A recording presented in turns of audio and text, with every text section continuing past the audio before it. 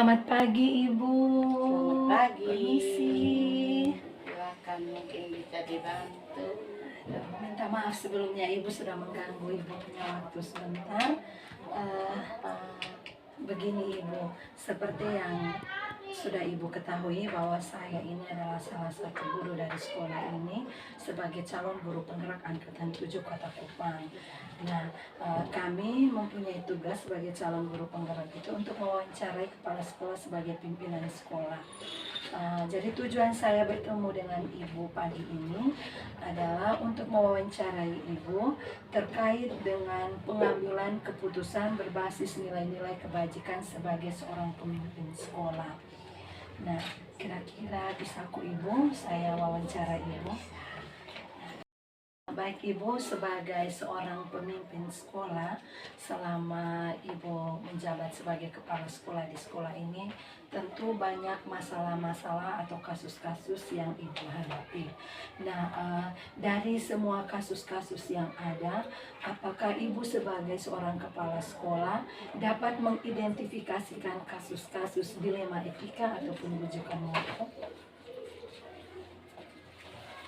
Untuk mengidentifikasinya mudah saja Ibu. Jadi sesuatu itu dikatakan bujukan moral jika ada dua buah hal yang satu benar dan yang satu salah menurut hukum. Nah, jika kedua-duanya benar, maka hal itu dikatakan dengan dilema etika. Berarti Ibu sudah bisa mengidentifikasi kasus-kasus, apakah itu kasus dilema etika ataupun kasus bujukan moral ya. Baik, terima kasih Ibu. Jadi terkait dengan kasus-kasus dilema etika, yang artinya kasus-kasus di mana dua belah pihak itu sama-sama benar. Jadi pihak satu benar, pihak yang lain juga benar. Nah, bagaimana Ibu sebagai kepala sekolah menjalankan pengambilan keputusan terhadap masalah tersebut? Sebelum mengambil keputusan, tentunya saya mengidentifikasi masalah yang terjadi terlebih dahulu. Kemudian, siapa saja pihak yang terlibat, lalu mengumpulkan fakta yang ada dan seterusnya, sehingga mampu mengambil keputusan yang tepat bagi pihak-pihak yang bermasalah. Dalam pengambilan keputusan ini, tentu saja mengutamakan prinsip kekeluargaan dan musyawarah mufakat. Berarti dalam pengambilan keputusan, Mama selalu melakukan musyawarah ya untuk mencapai suatu mufakat. Nah, Ibu, dalam penanganan kasus untuk mengambil sebuah keputusan, adakah langkah-langkah atau prosedur seperti apa yang biasa Ibu lakukan sebagai kepala sekolah dalam menangani suatu persoalan? Langkah pertama yang saya ambil adalah dengan memanggil kedua belah pihak yang bermasalah untuk dimintai keterangan supaya saya mengetahui di mana letak permasalahan atau inti permasalahan tersebut terjadi dan apa pemicunya, serta menemukan bagaimana solusi terbaik yang akan diambil atau diputuskan dengan tidak merugikan kedua belah pihak. Nah, dalam pengambilan keputusan tersebut melalui langkah-langkah dan prosedur yang sudah Ibu lakukan itu, nah, apakah Ibu merasa efektif? Kira-kira hal-hal mana saja yang Ibu anggap bahwa langkah tersebut itu efektif? Ya, melakukan dialog dengan pihak yang bermasalah dengan prinsip kekeluargaan agar dapat memunculkan solusi yang dapat diterima oleh kedua belah pihak dengan cara memberikan bimbingan secara komprehensif yang tidak menimbulkan perselisihan dari kedua belah pihak.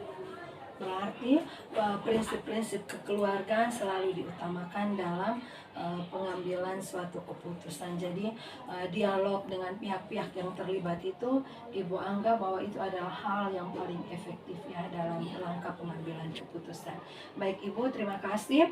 Nah, tentu dalam pengambilan suatu keputusan pasti ada tantangan-tantangan yang Ibu alami. Nah, kira-kira hal-hal apa saja yang Ibu anggap merupakan suatu tantangan bagi Ibu dalam pengambilan suatu keputusan? Selama saya menjadi pemimpin di sekolah ini, tantangan yang saya hadapi dalam pengambilan keputusan adalah bagaimana cara mencari solusi yang terbaik bagi semua pihak dengan risiko seminimal mungkin. Tentu saja hal itu membutuhkan dukungan yang positif dari semua warga sekolah.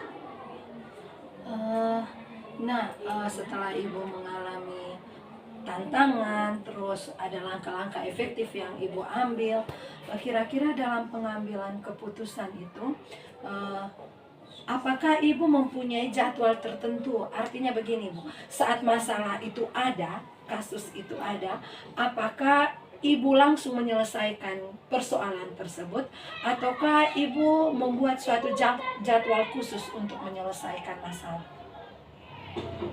Sebagai seorang pemimpin, langkah yang tepat yaitu menyelesaikan permasalahan yang ada secara langsung dan diselesaikan di sekolah. Pada hari itu juga tidak bisa hari-hari yang lain. Juga agar tidak berkembang atau berkepanjangan serta tidak menimbulkan perselisihan yang baru dengan melibatkan beberapa pihak terutama Dewan Guru untuk memberikan pertimbangan dan masukan yang baik serta pengawas sekolah dan komite sekolah tergantung pada karakter permasalahan yang terjadi. Berarti setelah masalah itu terjadi, berarti Ibu langsung menyelesaikan persoalan tersebut yang berarti melibatkan beberapa orang dalam penyelesaian. Nah, tadi Ibu sudah katakan bahwa bisa melibatkan pengawas sekolah, terus bahkan komite sekolah. Nah, itu untuk mempermudah Ibu dan membantu Ibu dalam pengambilan suatu keputusan.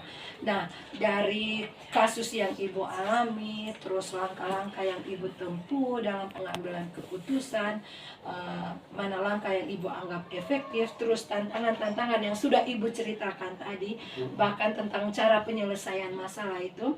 Kira-kira dari semua yang sudah Ibu ceritakan kepada saya itu, pembelajaran apa yang Ibu petik dari pengalaman Ibu dalam mengambil sebuah keputusan? Sebagai pemimpin dalam pengambilan keputusan apapun harus berdasarkan kesepakatan bersama yang dihasilkan dari musyawarah mufakat serta membiasakan diri untuk bertanggung jawab atas setiap keputusan yang telah ditentukan, karena bekerja sebagai tim lebih ringan dalam menyelesaikan permasalahan daripada bekerja sendiri-sendiri. Selain itu, komunikasi yang baik pada setiap elemen warga sekolah juga sangat menentukan cepat lambatnya penyelesaian masalah yang ada.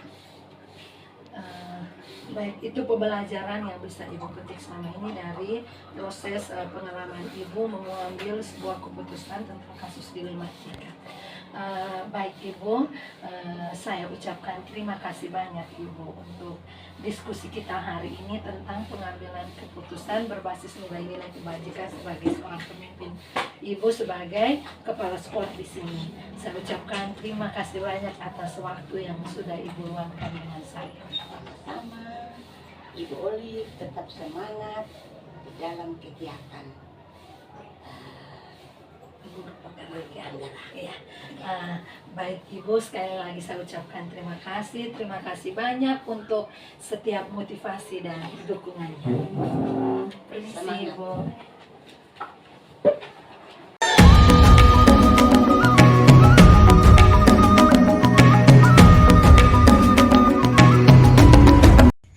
Selamat siang Ibu. Selamat Permisi. siang. Silakan duduk. Terima kasih Ibu. Minta maaf Ibu mengganggu waktu Ibu sebentar. Tidak apa-apa. Kira-kira ada perlu apa ini? Begini Ibu, sebelumnya saya mohon izin memperkenalkan diri. Saya Olive Tonda, calon guru penggerak angkatan 7 Kota Kupang. Jadi tujuan saya datang ke sini yaitu untuk mewawancarai Ibu sebagai kepala sekolah. Ini terkait dengan tugas kami sebagai calon guru penggerak, yaitu mewawancarai kepala sekolah terkait dengan proses pengambilan keputusan yang berbasis kasusnya dilema etika ataupun bujuk moral Ibu. Oh, boleh. Nah kalau gitu kita langsung ya Ibu ya wawancaranya. Boleh, silakan. Baik Ibu, selama ini Ibu sebagai kepala sekolah tentu mengalami banyak masalah atau kasus di sekolah Ibu. Nah, kira-kira bagaimana Ibu mengidentifikasi kasus-kasus yang ada, baik kasus yang berupa dilema etika maupun berupa bujukan moral? Baik Ibu Olive, sejauh ini dalam penanganan kasus untuk bisa mengidentifikasi apakah masalah itu adalah dilema etika atau bujukan moral adalah dengan melihat masalah. Ketika masalahnya di mana kedua belah pihaknya sama-sama benar, maka masalah itu termasuk dilema etika. Sedangkan kalau masalah yang termasuk bujukan moral itu di mana masalah yang terjadi satu pihaknya benar sedangkan satu pihaknya itu salah. Jadi itu cara Ibu mengidentifikasi kasus-kasus yang ada ya? Iya, benar sekali. Baik, jadi Ibu sudah dapat mengidentifikasikan kasus-kasus yang Ibu hadapi, mengelompokkan kasus dilema etika dengan kasus bujuk moral. Nah, terkait dengan kasus dilema etika, di mana dua kepentingan itu sama-sama benar, kira-kira bagaimana cara Ibu untuk menjalankan pengambilan keputusan di sekolah terkait dengan masalah yang ada? Baik, terima kasih Bu Olive. Pengalaman saya ketika ada masalah, yang saya lakukan pertama adalah mencari tahu penyebab permasalahan yang terjadi dengan cara memanggil pihak-pihak yang terlibat untuk mendapatkan informasi atau data-data yang relevan. Setelah itu saya melakukan musyawarah dan mufakat dengan semua pihak yang terkait dan pada akhirnya dapat membuat keputusan yang bijaksana dalam arti tidak merugikan semua pihak yang terlibat di dalamnya. Langkah-langkah atau prosedur seperti apa yang biasanya Ibu lakukan dalam pengambilan sebuah keputusan menghadapi suatu masalah? Baik, terima kasih Bu Olive. Untuk lebih jelas, mungkin saya perlu menceritakan tentang satu kasus yang pernah kami tangani di sekolah ini. Oh iya, baik.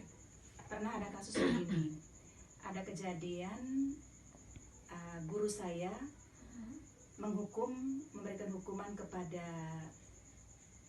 salah satu anak yang sering tidak mengerjakan tugas dengan cara berlutut sambil belajar. Setelah pulang dari sekolah, orang tua melihat ada bekas lecet di lutut anaknya. Lalu kemudian orang tua besok harinya orang tuanya datang melakukan pengaduan atau lapor kepada saya tentang kasus yang terjadi. Oh, berarti kasus ini sudah sampai di telinga orang tua ya? Sudah, karena anaknya itu menyampaikan kepada orang tuanya. Lalu yang saya lakukan setelah mendapat pengaduan dari orang tua, saya menanyakan kepada orang tua tentang kasus yang terjadi. Dan orang tua menyampaikan masalah itu sesuai dengan apa yang diceritakan oleh anaknya tentang apa yang dilakukan oleh guru saya di salah.